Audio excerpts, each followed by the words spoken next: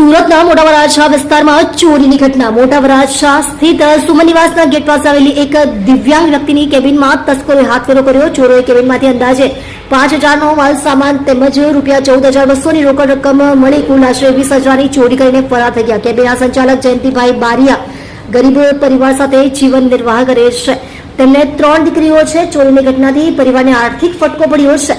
ઘટનાને પગલે સ્થાનિકોમાં રોષ અને ચિંતાનો માહોલ જોવા મળી રહ્યો છે. ઘટનાની જાણ ઉત્તરાયણ પોલીસને કરવામાં આવી. ઉત્તરાયણ પોલીસે ફરિયાદ નોંધી તપાસ હાથ ધરવામાં આવી છે. મારું નામ જયંતિલાલ પોપટભાઈ બારિયા. જયંતિભાઈ, શું ઘટના બની હતી?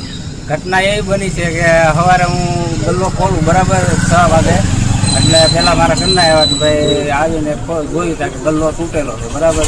એટલે હું આવ્યો તો મેં આવીને ખાલી કાંઈ કોઈ વસ્તુ કરી નથી, એમને નથી છે. મેં જોયું બધી વસ્તુ આમ નજર મારી, જે સામાન હતો એ બધો લઈ ગયા ને પૈસા હતા એ પૈસા ગલ્લામાંથી લઈ ગયા. જયંતિભાઈ, તમે છેલ્લા ઘણા વર્ષોથી બીમારીથી લડી રહ્યા છો અને એ બાબતે તમે શું કહેવા માંગો છો અને તમારે ઘરે કેટલી દીકરીઓ છે? મારે હું છેલ્લા 3 વર્ષથી મારા દ્વારા કેન્સર આંતરડાનું ઓપરેશન કરાવેલું બરાબર. એટલે આ મારે આજીવન છે અને મારે હાલમાં અત્યારે 3 દીકરી છે અને પોતે અમે 2 માણસ, એટલે અમે 5 જણાનું ગુજરાન મારું આમાં હાલે છે.